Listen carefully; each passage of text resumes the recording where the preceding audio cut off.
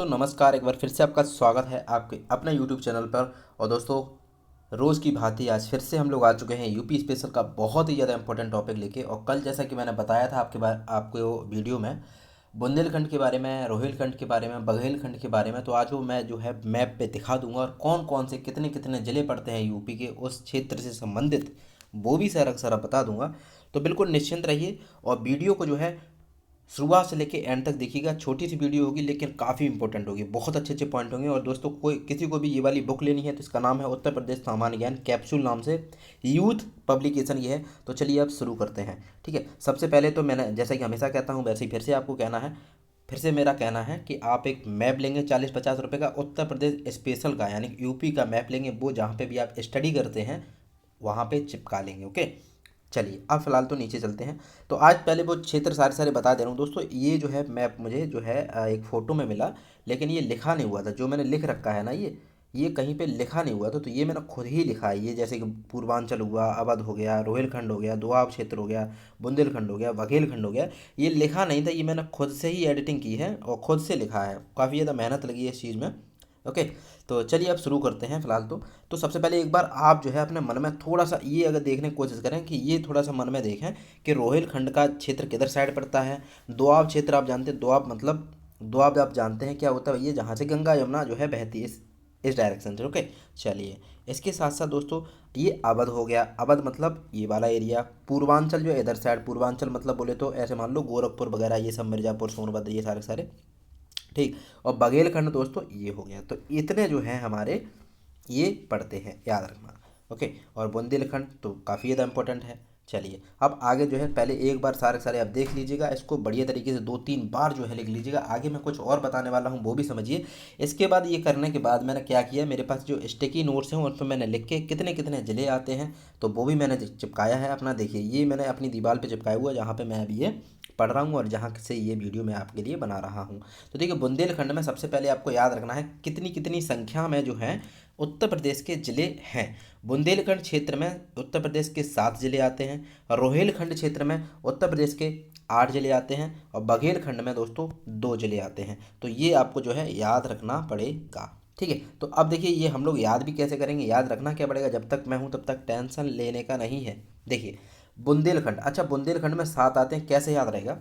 तो देखिए एक हमारा क्रिकेट हिस्ट्री में 7 नंबर आपको याद रहना चाहिए। 7 नंबर मतलब सीधा सीधा याद आना चाहिए, धोनी। ओके, तो धोनी एक ऐसा आदमी था जो अकेला बंदा सब टीमों पे अकेला भारी रहता था, मतलब सब टीमों पे अकेला भारी रहता था, मतलब जब तक वो खड़ा होता तब तक मैच जीतने का आसार 101% होता था। ओके, तो अकेला बंदा जो है, बंदा से याद रखना है क्या, बुंदेलखंड, और 7 यानी कि 7 नंबर जर्सी वाला। ठीक, अब रोहिलखंड, लेकिन उसके बाद कौन आया कैप्टन बन के हमारे इंडिया टीम का, ये आए हमारे रोहित शर्मा। रोहित शर्मा से याद रखना, वो उनसे भी 1 नंबर आगे हैं, वो उनसे भी 1 नंबर आगे हैं। तो 7 में अगर 1 नंबर जोड़ देते तो कितना हो जाता, 8।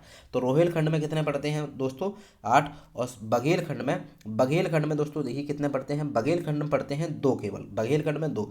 बघेल से याद रखना है तो आपने मूवी एक देखी होगी बागी, क्या बागी, बागी टाइगर श्रॉफ की मूवी है और अभी तक उसके 2 ही पार्ट आए हैं, बागी 1 और बागी 2। ओके, 2 पार्ट आए हैं। तो बघेलखंड से याद रखना है 2। बंदा था अकेला 7 नंबर वाला और उससे भी 1 नंबर जुड़ गया यानी कि रोहिलखंड हो गया, यानी कि रोहित शर्मा हो गया, तो वो बन गया 8 नंबर। तो आई होप आपको याद हो गए होंगे। एक बार इन जिलों की सारी सारी क्या देख लेनी है, हमें नाम देख लेना है। बुंदेलखंड में झांसी, बांदा, ललितपुर, हमीरपुर, जालौन, महोबा और चित्रकूट, ये ज़िले जो है बुंदेलखंड क्षेत्र में आते हैं। ओके, रोहिलखंड जो है आपको बिजनौर, मुरादाबाद, इसके साथ साथ बदायूं, बरेली, पीलीभीत, शाहजहाँपुर। शाहजहाँपुर दोस्तों मैंने बताया था शायद, अगर आपको बताया हो, 17वां जो है नगर निगम, 17वां नगर निगम यही है। और इसको 2018 में जो है मतलब नगर निगम घोषित किया गया है, याद रखना। पूछा जाएगा जैसे कि देखो हमने बताया था आपको शुरुआत में, अगर याद हो, 18 हमारे क्या है, मंडल हैं। 18 उत्तर प्रदेश में मंडल हैं और 18वां जो मंडल है वो कौन सा है, अलीगढ़। कौन सा, अलीगढ़। ओके, ठीक। लेकिन जो नगर निगम है दोस्तों, वो जो है हमारे कितने हैं, नगर निगम जो है 17 है हमारे, और 17वां जो नगर निगम है वो कौन सा है, शाहजहाँपुर, याद रखना। ओके, चलिए आगे हम लोग बात करते हैं। बघेलखंड में 2 आते हैं हमारे, कौन कौन से, सोनभद्र और प्रयागराज। बाकी ऊपर रोहिलखंड में रामपुर और बरेली भी इंक्लूड है। 8 वो हो गए टोटल। अब चलते हैं अगली स्लाइड पे। देखिए इंपॉर्टेंट पढ़ने वाले हैं। अब ये कुछ जो है जलवायु वाला था। तो उत्तर प्रदेश में जलवायु किस प्रकार होती है, कब कब ज़्यादा वर्षा होती है, कहाँ पे ज़्यादा वर्षा होती है, कहाँ पे कम वर्षा होती है, और किस किस क्षेत्र में होती है, वो हम लोग थोड़ा सा देख लेते, जल्दी से खत्म करेंगे। बहुत इंपॉर्टेंट है। बाकी बहुत सारी चीज़ें इसमें पढ़ने के लिए, लेकिन हम लोग पढ़ेंगे वही जहाँ से क्वेश्चन बनते हैं, और गारंटेड मैं दिखा दूंगा प्रीवियस ईयर में क्या क्या पूछा गया है क्या नहीं। ओके चलिए, तो देखिए दोस्तों कि जो प्रदेश की जलवायु की दृष्टि से अगर देखा जाए तो उत्तर प्रदेश में उपोष्ण कटिबंधीय में आता है। तो याद रखना, उत्तर प्रदेश किस में आएगा, उपोष्ण कटिबंधीय, यानी कि इन दोनों के बीच में आता है, हम जानते हैं दोस्तों। चलिए, उपोष्ण कटिबंधीय, अगर आपने जो है भारत का मैप पढ़ा होगा तो उसमें जो है उपोष्ण कटिबंधीय के मतलब क्षेत्र में देखा होगा। चलिए, तो जबकि प्रदेश की जलवायु उष्ण कटिबंधीय मानसूनी प्रकार की है। अच्छा, ये इंपॉर्टेंट पॉइंट है भाई, कि जबकि प्रदेश की जो जलवायु है उष्ण कटिबंधीय मानसूनी है, उष्ण कटिबंधीय मानसूनी है। आगे देखिए, इसमें जो है मुख्यतः दो प्रकार की जलवायु प्रदेशों में वर्गीकृत किया गया है। पहला तो क्या है हमारा, उष्ण आर्द्र जलवायु प्रदेश, दूसरा क्या है, साधारण आर्द्र जलवायु उष्ण जलवायु प्रदेश। बस इतना इंपॉर्टेंट था, बस दो ऊपर वाली लाइन इंपॉर्टेंट थी। आगे चलते हैं दोस्तों। अब इसको थोड़ा सा अगर हम लोग देखना चाहें तो ये है हमारे उत्तर प्रदेश का मैप, और जहाँ पे बताया गया है कि यहाँ पे किस किस भाग में कितनी कितनी कैसी कैसी वर्षा होती है उसके बारे में। एक बार जो है हम लोग क्या करेंगे, जो उत्तरी भाग में जितना है वहाँ पे थोड़ी थोड़ी कम वर्षा होती है, मतलब मीडियम साइज़ की वर्षा होती है, मीडियम में होती है, और यहाँ जो है थोड़ी सी कम होती है। और सबसे ज़्यादा अति अल्प का मतलब होता है बिल्कुल छोटी सी, बिल्कुल ना के बराबर जो है वर्षा होती है, बिल्कुल नीचे की साइड। ठीक, अच्छा आपको दिखाई ही पड़ेगा अभी। अच्छा देखिएगा, मध्यम वर्षा है, मध्यम वर्षा यहाँ होती है। तो देखना, मध्यम वर्षा है तो आपको यहाँ सब कुछ अभी पता चलेगा, मैं बताऊंगा, देखना एक पॉइंट बताऊंगा। और यहाँ अत्यल्प है, इसका मतलब यहाँ पे भी बताऊंगा, देखते रहिए। आगे चलते हैं, फिलहाल तो इतना आपको याद रखना है, कहाँ कहाँ किस किस साइड जो है हम लोगों के क्षेत्र में अगर देखा जाए तो मीडियम यानी कि निम्न वर्षा होती है। और ऊपरी जो भी क्षेत्र है ना, नेपाल से लगे हुए, नेपाल से लगे हुए किसका मतलब ये है, नेपाल यहाँ है, अगर नेपाल यहाँ है तो जाहिर सी बात यहाँ क्या है भैया हमारा, यहाँ हमारा क्या है, हिमालय, और हिमालय के आसपास जाहिर सी बात वर्षा ज़्यादा होगी। ओके, तो यानी कि ऊपरी भाग जितना भी है इधर क्या होगी, वर्षा ज़्यादा होगी, और बीच में जो है ऐसे मान लेते हैं कम होती है वर्षा, और नीचे की साइड बिल्कुल जो है कम हो जाती है, ना के बराबर। ओके चलिए, अब आगे चलते हैं। अब ये देखिए इंपॉर्टेंट कुछ कुछ चीज़ें हैं। तो देखिए दोस्तों, सबसे पहले तो आपको ये पता होना चाहिए कि जो गर्मियों में उत्तर प्रदेश में चलने वाली गर्मियों में गर्म हवाएं लू कहलाती हैं। ठीक, अब यहाँ से देखिए, प्रदेश के झांसी व आगरा जिले सर्वाधिक गर्मी पड़ते हैं। आपने देखा होगा कि आगरा में सबसे ज़्यादा गर्मी पड़ती है। कभी आप जून जुलाई के महीने में चले जाइएगा ताजमहल देखने, तो आप जो है ये कहेंगे कहाँ ताजमहल देखने आ गए यार, है ना। तो झांसी और आगरा में क्या सर्वाधिक गर्मी पड़ती है, और जबकि बरेली जिले का सबसे कम गर्मी वाला, सबसे कम गर्मी कहाँ कहाँ पड़ती है, बरेली में। ठीक, बरेली का बताइए क्या फेमस है, शोरमा।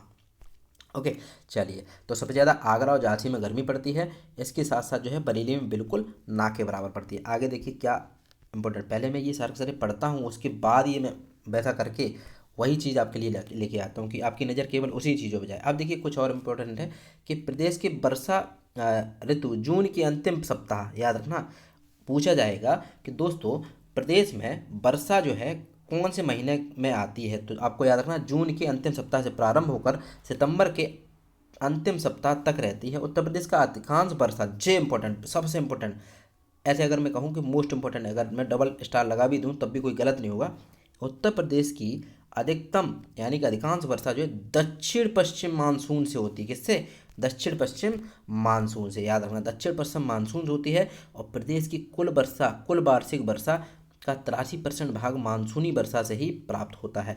इतना ये भाग, इतना बहुत इंपॉर्टेंट था, दक्षिण पश्चिम मानसून याद रखना। ओके चलिए, अब देखिए जो पूर्वी मैदानों में 112 सेंटीमीटर हो जाती है, और मध्यवर्ती मैदानों में 94 सेंटीमीटर। बस इतना याद याद रखना, पूछा नहीं जाएगा ये। ओके चलिए, ये सबसे ज़्यादा इंपॉर्टेंट पॉइंट है, यहाँ पे मैं लगाऊंगा स्टार। ओके, देखिए प्रदेश में सर्वाधिक वर्षा देखिए कहाँ, गोरखपुर में होती है, जो कि लगभग 184.7। ठीक, और जबकि सबसे कम वर्षा कहाँ, मथुरा में होती है। तो चलिए हम लोग एक बार मैप में देखते हैं, अभी वही तो मैं पॉइंट बता रहा था। गोरखपुर में देखो देखो दोस्तों, कहाँ सबसे ज़्यादा होती है, सर्वाधिक गोरखपुर में होती है, और सबसे कम देखा जाए तो मथुरा में होती है। अब चलिए थोड़ा सा हम लोग देखते हैं मैप में ऊपर जाके कि कहाँ कहाँ कौन कौन से हम लोगों को मिल सकते हैं। देखिए मैंने इसमें बताया था वर्षा के बारे में, ये रहा।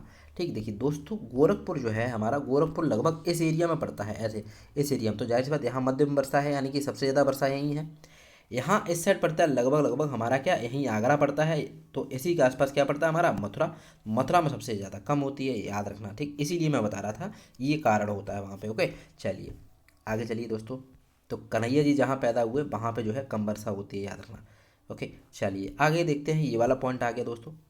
देखिए वो कह रहा है शीत ऋतु में, ये इंपॉर्टेंट है। वैसे तो हमने देखा दक्षिण पश्चिम मानसून जो है ज़्यादातर वर्षा होती है, शीत ऋतु में पश्चिमी विक्षोभ के कारण जो है उत्तरी पश्चिमी क्षेत्र में कुछ वर्षा होती है, और यह जो है रबी की फसल के लिए लाभदायक है। ओके, शीत ऋतु में जो है पश्चिमी विक्षोभ के कारण जो है वर्षा होती है, और यह रबी की फसल के लिए लाभदायक है। आगे चलिए दोस्तों, और देखिए कुछ इंपॉर्टेंट चीज़ें और हैं यहाँ से। चलिए देखिए, कल मैंने बताया था कि जो बांगर होती है, बांगर को हम लोग क्या प्राचीन मिट्टी कहते हैं, और द्वितीय यानी कि नवीन, नवीन को मैंने कहा था क्या, खादी हम लोग हमेशा नहीं डालेंगे खेत में, यानी कि खादर, यानी कि खादर मिट्टी को क्या बोलते हैं, नवीन जलोढ़। बस हो गया काम। आगे देखिए, बांगर मिट्टी प्राचीन जलोढ़ मृदा है जिसमें फास्फोरस एवं चूने की अधिकता पाई जाती है। पूछा जाएगा, चलो ये बताओ, बांगर मिट्टी में यानी कि जो जिसको हम लोग प्राचीन जलोढ़ कहते हैं, इसमें फास्फोरस और चूने की अधिकता पाई जाती है, जबकि जीवांश, पोटास और नाइट्रोजन की क्या पाई जाती है, कमी। इस मिट्टी में दोमट, मटयारी, बलुई, दोमट आदि नामों से भी जाना जाता है। उत्तर प्रदेश के पूर्वी भाग में स्थानीय नाम जो है उपरहार है, याद रखना। इसको जो है हम लोग उत्तर प्रदेश के पूर्वी भाग में, पूर्वी भाग का मतलब अगर मान लेते हैं ये रहा हमारा उत्तर प्रदेश, इस साइड जो है इसको क्या बोलते हैं, उपरहार। इस जो मिट्टी को हम लोग क्या बोलते हैं, उपरहार, याद रखना। चलिए आगे देखते हैं दोस्तों। देखिए प्रदेश की ऊसर भूमि को रेह, कल्लर, बंजर आदि नामों से जाना जाता है। रेह युक्त क्षारीय ऊसर को प्रदेश में सर्वाधिक विस्तार है। एक दोस्तों और पॉइंट याद रखना है आपको, कि कभी भी याद रखना, जैसे कि कोई पूछ ले किसी भी क्षेत्र में, चाहे वो ज़्यादातर कोई भी क्षेत्र हो, है ना, अगर ये चार दिशाएं हमारी ईस्ट, वेस्ट, नॉर्थ और ये साउथ नीचे। ओके, चलिए, तो सबसे ज़्यादा जो हम लोग कोई कहीं पे भी आपको पूछा जाएगा क्वेश्चन कि ज़्यादातर बताइए रेगिस्तान जो है किधर साइड पाया जाता है, तो याद रखना पश्चिमी क्षेत्र में ही। किसी भी आप कॉन्टिनेंट ले लीजिए, कोई भी राज्य ले लीजिए, कोई भी आप जो है क्या ले लीजिए, कोई भी मतलब देश ले लीजिए, ज़्यादातर इस साइड आपको क्या देखने को मिलेगा, रेगिस्तान यानी कि मरुस्थल, ये याद रखना।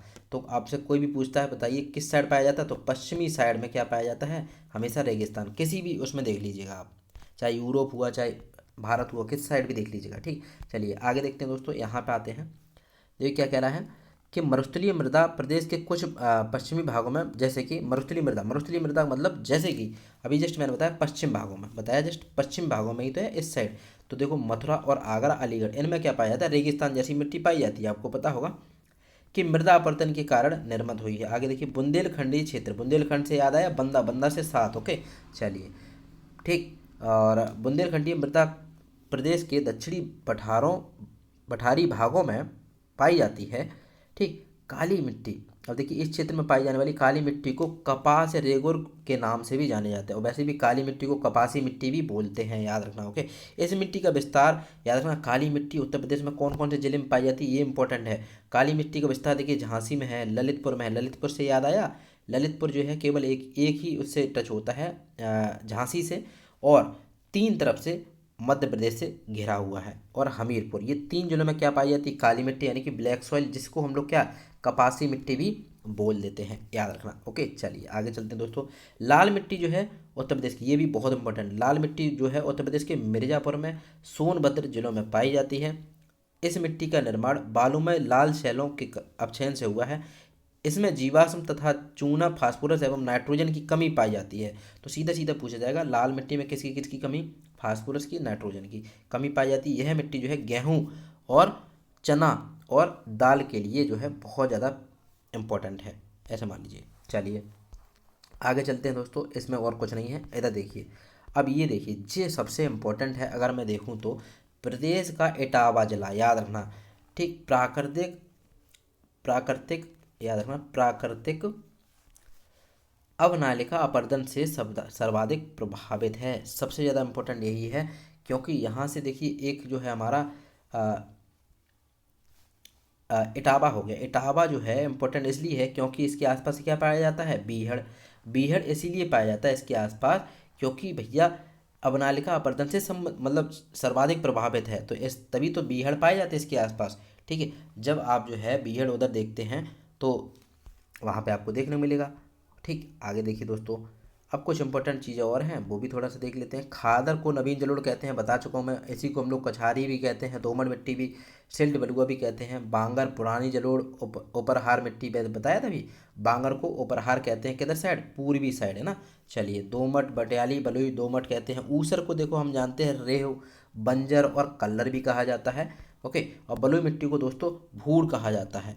ठीक, ऊंचे टीलों को कहते हैं, बलुई मिट्टी को भूड़ कहा जाता है। और वैसे भी ये भूड़ वाला सिस्टम जो है आपको कहाँ देखने को मिलेगा? कहाँ देखने को मिलेगा? इटावा। कहाँ? इटावा। इटावा में आपको क्या देखने को मिलेगा? ये भूड़ टाइप के, यानी कि ऊंचे टीले, है ना। चलिए, क्योंकि उधर है क्या, उधर समस्या ये है दोस्तों, एक नदी पाई जाती है वहाँ पे आपको, क्या? चंबल। कौन सी नदी? चंबल नदी पाई जाती है। अच्छा, चंबल नदी सबसे पहले एक एक आपको सीधा याद आना चाहिए कि चंबल नदी में आप लोगों ने सुना होगा, चंबल में सबसे ज़्यादा कौन पाए जाते हैं? मगरमच्छ। ठीक है, नाम बहुत सुना होगा आपने कि चंबल नदी में मगरमच्छ पाए जाते हैं, घड़ियाल पाए जाते हैं। ठीक, तो दोस्तों देखिए, याद रखना कि चंबल नदी को हम लोग घड़ियाल और मगरमच्छ का प्राकृतिक आवास कहते हैं। तो इसको जो है, इसके जो एक्स मान लो उपनाम से जानते हैं, घड़ियाल और मगरमच्छ का प्राकृतिक आवास किसको कहते हैं? चंबल नदी को। ठीक, चंबल, क्योंकि चंबल नदी पाई जाती है जो कि मृदा अपरदन करती है बहुत ज़्यादा, और इससे जो है प्रभावित कौन सा क्षेत्र है? क्योंकि चंबल के आसपास में क्या है? इटावा आगे बसा हुआ है। तो इटावा राज्य का यही मृदा अपरदन से संबंधित सबसे ज़्यादा प्रभावित क्षेत्र है। चलिए आगे देखते हैं दोस्तों। ठीक, आगे देखिए, बुंदेलखंड क्षेत्र की मिट्टी को लाल मृदा कहते हैं। परवा और माड़ और राकर और मोटा मृदा भी कहा जाता है। तो ये कुछ इंपॉर्टेंट थी। अब इसके रिलेटेड कुछ क्वेश्चन आए हैं, वो थोड़ा सा मैं लगवा दे रहा हूँ। एक देखिए, मैंने खुद से लिखा भी है, ये एक में आया था इसलिए मैंने यहाँ पे इंक्लूड कर दिया है। ठीक है, सब इंपॉर्टेंट चीज़ें मिलेंगी। देखिए, सारे सारे आए क्वेश्चन है।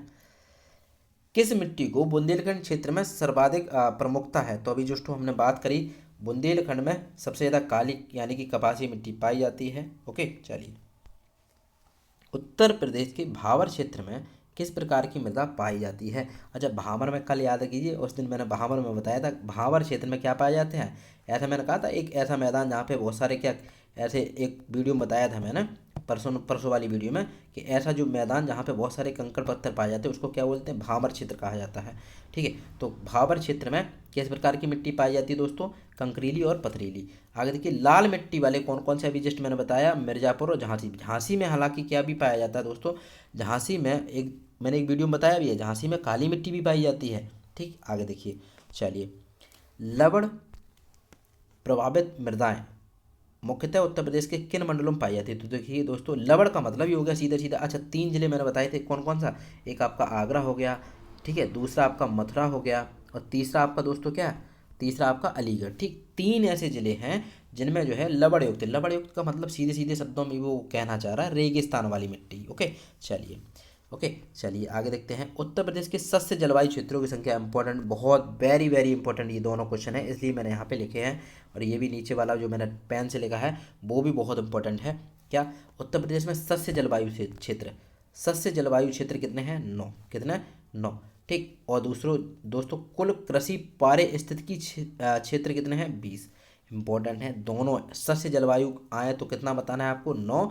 और पारिस्थितिकी आए तो क्या कितना बताना है? 20। बहुत इंपॉर्टेंट पॉइंट है ये। सस्य जलवायु क्षेत्र हमारे कितने हैं? 9। और कुल पारिस्थितिकी क्षेत्र कितने हैं? 20। बहुत बहुत बहुत इंपॉर्टेंट है।